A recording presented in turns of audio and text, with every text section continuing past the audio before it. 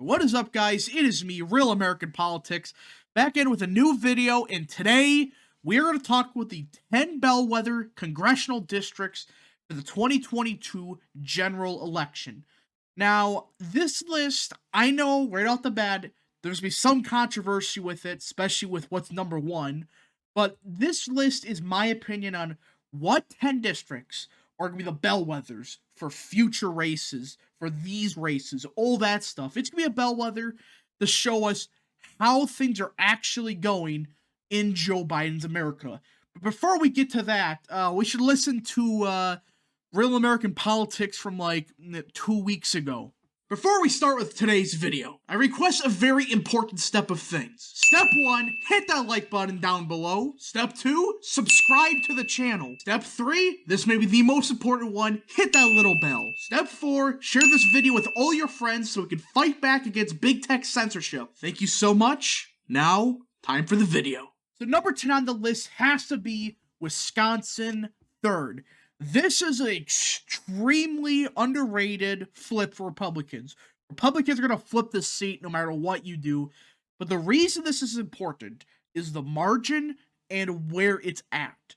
So, according to 527, it has a partisan lead of R+9. That's a bit questionable, but for now, I guess, fine, whatever. Sure, why not? But for the new district, which is probably going to look like this, it's going to be R+11. So the reason I'm looking at this district is simple. It is very blue-collar, a lot of old-time Democrats that are now Republicans live in this district. There's a lot of Trump kind voters in this district. And let's get this out of the way right off the bat. This is my little rant about Wisconsin's 3rd. This is a close district that, just this district should have gone to Derek Van Orden in 2020. But the Republicans absolutely fucked them over. He essentially got like 20 cents. This is not a joke from the RNC. They gave him nothing. No data, no money, nothing. And guess what he almost did? He almost beat one of the longest serving incumbents in Wisconsin right now. I mean, he only lost by like 2.5 points. I mean, he did around 3 points worse than Trump, while Ron Kind did 4.5 points better than Joe. He had no money, no ground game, because the RNC gave him nothing. And if he would have had the funding, he would have won. He only lost because his campaign ran out of money at the last second. Because you could blame a certain Kim Classic for that one. What a freaking joke. But he should have been the next representative of this great district. Complete losers of the RNC. But thankfully, what's happening is Trump endorsed him and he's getting a shitload of money. I mean, this is a lot of money he's raising already just from being a Wisconsin representative. And Ron Kind chose to retire. And this is essentially what you got. 4 Bernie Bros running. Bernie Bros running in a Republican trending district. It's a working class blue collar district.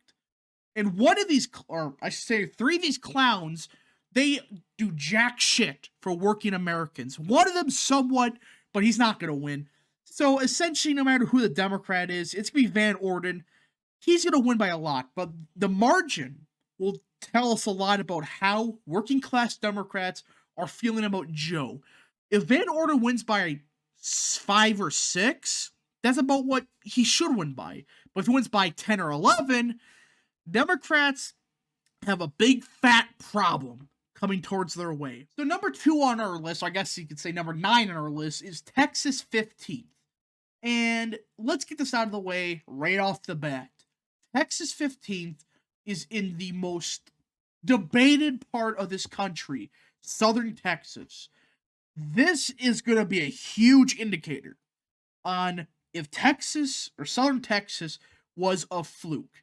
And again, you could also probably include maybe Texas's 34th, but mostly Texas 28th and Texas 15th. But for now, Texas 15th, I think, is the best, best district to look at how Southern Texas is voting. Because Texas 28th, you've got Henry Kohler. He was okay on some issues. He's a bit more conservative than most Democrats. So it's a bit misleading to have him there. Compare him to, Texas 15th, where we're running a bunch of Bernie bros. But yeah, so Texas 15th It's an even PVI according to 538, when in 2020 it was around D+2. Now, Texas 15th, once again, this is a district that Republicans threw essentially some pennies at this race, and they almost won. I mean, they lost by 3 points. And just go down here. Just scroll down a little bit. Hernandez had 3 times less amount of money than Gonzalez had, and she almost won. And relatively speaking, Trump and Hernandez ran about the same margin, I think it was like a 1 point difference or whatever it was. So this district is a pretty good indicator on how Hispanics, how Southern Texas is looking, especially Hispanic voters in general, but mostly it's a good Southern Texas district that can indicate how Hispanics nationwide are voting. Now, Texas 15th, it looks like it's going to be Hernandez or Garza. It's one of these two that's most likely going to be the main Republican nominee. I don't think Trump endorsed anybody yet, but I could be wrong. And for the rest of these clowns, essentially just a bunch of Bernie bros. Where are the neoliberals at? I need the neoliberals. Not because I agree with them, but I can laugh at them. But Bernie bros are just stupid. I mean, if you're a Bernie bro from 2016, that's one thing. But these modern Bernie bros, they're all cringe. And that's all that's running right now. Bernie bros in Southern Texas. I don't think this is going to go too well, especially late-term abortion. It's not going to go too well in Southern Texas for Democrats. But again, this is a good district to show us how Hispanics are trending. All right, so number 8 on the list is definitely Illinois 17th. And of course, look what happened with the district. It was gerrymandered as shit. Not like a clean gerrymander that, yeah, maybe a bit partisan lean, but it kept communities together. No, it just said, fuck it, we're going to put Rockford just down here. How is this a clean district? How is this a legal district, but somehow Texas's districts are illegal? It's a sham what's happening. But Illinois 17th, once again, is one of those Trump Democrat districts.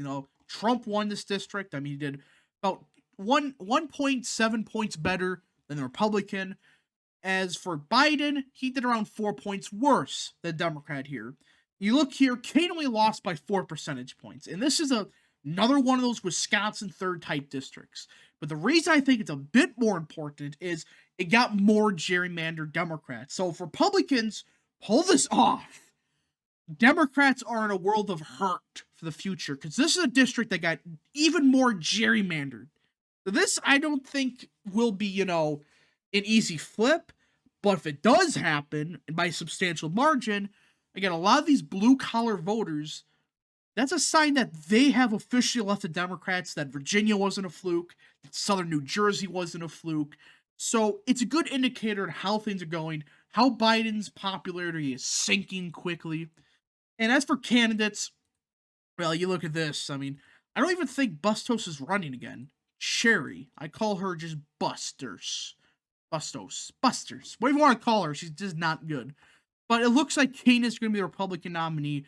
And whoever she runs again, it's going to be hard to win because the amount of just gerrymandering they did in this district. But if she does win, Democrats, you're in a world of hurt because this should not happen. But if it does happen, it kind of proves that the Trump Democrat voters, they're kind of going extinct and they're just becoming Republicans. And even some Democrat, working class Democrats, they're starting to bail from Biden. So this is another good indicator on how it's looking in the great state of Illinois, outside of Chicagoland. All right, for number 7 on the list, we have to go with Texas 24th, or really any of these Dallas suburban districts, but most notably Texas 24th. It kind of encompasses, a part of the Trumpian part of the Dallas area, but at the same time, a bit more of like the, Bush-type Republicans or the Californians moving into Texas that aren't exactly Republican. Now, it got significantly more Republicans, so that's why it's only number 7. But here's the interesting part. The precinct data from this part of the district here will definitely be telling. because if trends continue that happened in 2020, this should trend heavily Democrat. But if it doesn't, that may be a problem. And again, I'm not going to look much into it. I just think this is important based on a lot of some Hispanic precincts here. But just in general, here's what is. Dwayne won by around 1.3 percentage points. She lost fundraising by like a couple million. Still won. And this year, it's really, there's really no major candidates running on the Democrat side. So it looks like she's going to win solidly. But again, it's not that as much that it's like important Republicans flip it. It's more so, how do Republicans do in some parts of congressional districts? That's one of them, how they do in this part of the district. That would be very telling if they do substantially better compared to the country in that part of the district. But we just got to see how it goes. So number 6 on the list will definitely be Virginia's 10th. This one, I was debating where to put it, but I think Virginia's 6, or I should say Virginia's 10th at number 6, bit reasonable. So this is a district that actually, they screwed up gerrymandering, they made it more Republican. So with a grain of salt, some results may be a bit mixed compared to 2020, but for now, just say, it's staying roughly the same. But this is a district that I think Youngkin did 8 or 9 points better than Trump did. I mean, the old district. So this is a district that, it's a bit more favorable to Republicans down ballot. I mean, look at this. I mean, Trump did around 4 points worse than did Andrews did here. And the Democrats, did 2.5 points better. Biden did than the Democrats down ballot in this district. And for Virginia 10th, I don't think any Democrats are running right now. And the front runners looks like it's going to be Lawson. It looks like she's going to be the go-to. But for now, it's looking like that Democrats don't have anybody. This is going to change, obviously. But if Republicans, they instead lose this by 13, let's say if they can, lose by around 3 or 4, or potentially even flip it, if they flip it, some of the suburban reversion that we saw in 2021, not really a fluke, to say the least. But Virginia 10th, a little bit tricky because it is Loudoun County. But Youngkin did prove you can do substantially better up here. You just got to run the right campaign. And we just got to see what Republicans do. But this is an important district, again, for how the suburbs are looking. Suburbs will be very important this election. The second most important group. Number 1 is obviously how Hispanics are looking. But for now, that's Virginia's 10th in a nutshell. So for number 6 on the list, or I should say number 5, excuse my French, it's going to be Arizona's 4th/9th. Now, the reason I say 4th/9th is, well, they changed the district numbers. It's now Arizona 4th, but it used to be Arizona 9th, but essentially the same district. And I'm saying this is an important district because not only did it get substantially more Republican, I mean, look at this. I mean, it got like D+15 to D+1. But also, we're going to see, okay, this is a trending Democrat part of Maricopa County, of the Phoenix area. And we're going to see how the results look without Greg Stant on the ballot. This guy was inflating the results in this district. But this is a district that Republicans still overperformed Trump by around a point. Democrats underperformed Biden by, or I should say, overperformed Biden by around a point.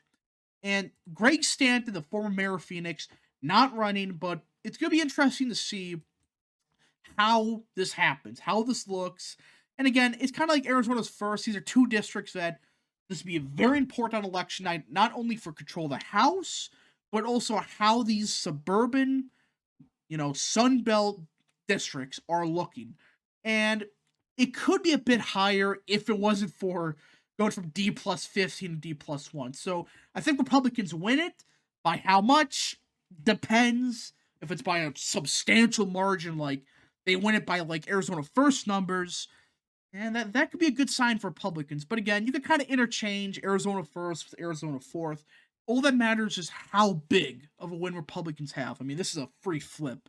Stanton's not running, and Republicans there, or I should say Democrats, it does not look like they have, a moderate, quote-unquote, moderate Democrat running. Again, it's a bunch of freaking Bernie bros. Again, what is up with the Bernie bros this cycle? So number 4 on the list has to be Georgia 7th. Very Democrat now. It used to be, R+4. Now it's D plus 16. And Republicans down ballot, of course, overperformed the Orange Man a bit, by 2.5 points. Democrats did around a point worse down ballot than Biden did.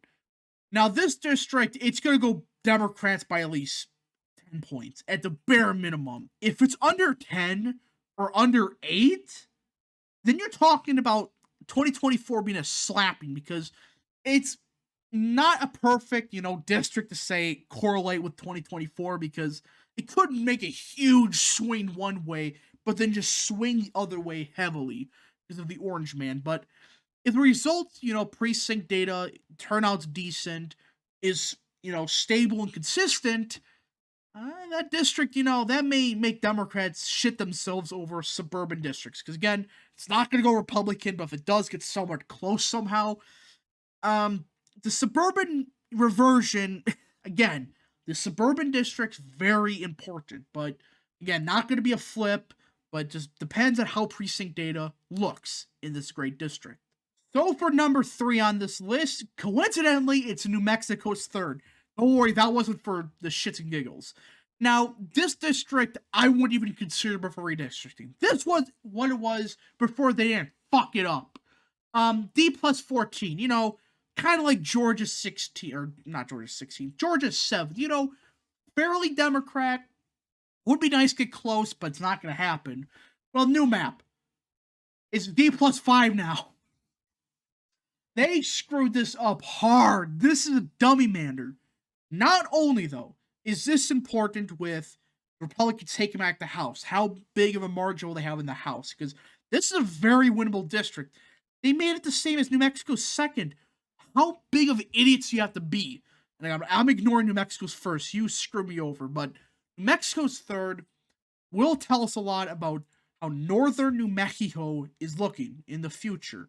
And if it's trending Republican, and if, the southern, this part of New Mexico, this kind of southern-ish part of the district is more Republican. I mean, it's already like, I think Trump won those counties by like 60 points or something like that. But again, this district, down ballot Republicans tend to do like 0.2% better than the Orange Man. As for 2022, I really don't think there's any candidates so far. Again, there could be, a magical candidate nobody's heard of, but I'm not seeing anything. So, New Mexico's third. Going to be interesting to see how it looks now they gerrymandered it. It has Santa Fe in it, and it has some parts of, not Albuquerque, but there's a county over here that's fairly Democrat. I can't think of the name top of my head. And it'll be interesting to see how Republicans do in this district, not only take back the House, but how they deal with Hispanic voters and those northern New Mexico voters that tend to be more Democrat, that tend to be more left on issues. Now, for number 2, this is the dummy mander of old dummy manders. I thought New Mexico was bad, but folks, Nevada. The socialists in Nevada, that's not even a joke, they're literal socialists. I don't know how they did this. So Nevada's fourth is, R plus 1, Nevada's third, R plus 5, but Nevada's first, D plus 22. They got their only safe district. They made these 2 districts down here competitive. They're probably going to flip. But Nevada's fourth. It's D plus 5. Sure, it got substantially more Democrat. But here's the thing, though. This is a district to show us if Trump is carrying Republicans in some of these districts. This is a district that Trump did around a point better than Republicans did. Biden did around like 0.2% better. So, in general, a point better for Trump than Republicans down ballot. This is going to tell us a lot about how this district is looking. And again, this district, it's going to be interesting if they flip it. This is, again, one of those, this is a tricky one because it's a trending Republican seat. They made more Democrat, but at the same time, it's a red wave here, red trending seat. And the parts that are Democrat that, over up here, they just, gave Nevada second. Just look at that. It's just stupidity beyond belief what Democrats did here. And again, it's going to be tricky. It's in general just a Las Vegas area. I mean, if Las Vegas trends a bit Republican, this district flips. If Hispanics in Las Vegas turn Republican, this district flips. That's essentially what's going to come down to if Republicans run the good candidates and if they can, continue the trend, even with the Democrats dummy mandering this district to make it D+5. But there's one more district that I haven't even talked about yet for a state that I don't think anybody on this earth would think I would talk about. Well, we finally arrived to number one. This is going to be the hot take of all hot takes. I don't care. This single district is going to be the district that kind of shows us, okay, how is 2024 going to look somewhat? Again, you can't correlate House results exactly with future statewide results, but it's a good indicator how some groups are trending. And this hot take I'm about to say is going to piss off a lot of people, and I'm going to love it. Number one, the bellwether that's going to show us what happens in the future, how big of a House majority Republicans have, is Colorado's 6. I know, shocking. It got more Democrat. The district is Democrat trending even without this, gerrymandering from a D+12, D+16. It was getting more Democrat. I mean, from 2018 to 2020, Democrats, did 5 points better here. Not including the nationwide, shift. If you include that, probably like 8 or 9 points better compared to the national environment. This is a Democrat trending district. And this is in exactly the suburbs of Denver. And they just packed it in. Now, I was going to say Colorado's 7th. But then I realized it got substantially more Democrat. And really, again, I'm not going to do this with every single district, but, one or two districts of it, becoming more Republican or more Democrat, whatever. Fine. But for number one, I wanted to do a state that, is probably gone, but has a district that if Republicans do good here, and again, Republicans have, a shot at, not getting absolutely murdered here. The goal essentially is to lose by less than 15. Democrats, down ballot Democrats did a bit worse than Biden did in this district. Not a surprise, clear trend. I mean, Trump got 39% here, the Republican candidate got 40%. But as of now, there's no candidate running for the Democrats in this race. It's literally just a Republican and a bunch of random people. That's the entire race in a nutshell. We go down here somewhere. Yeah, right here. And even you look at it, Democrats have 4 times the funding in this race. Look at this. This is why they win a lot of these results by absurd margins. But this is going to tell us, all right, if this district swings Republican, even with everything that happened, shit hit the fan. Because this is a Democrat trending district that got even more Democrat. If it trends Republican by a substantial margin, this is going to tell us a lot about 2024. Anyways, that is the top 10 districts. And again, you may disagree with me on Colorado 6, but that's my hot take. I believe personally this will tell us a lot about 2022. Anyways, if you enjoyed this video, again, hit the like button down below, subscribe, share with your friends, hit that little bell, and yes, thank you guys for watching so much. Godspeed to all of you, and yeah, see you guys in the next video. Thank you for watching.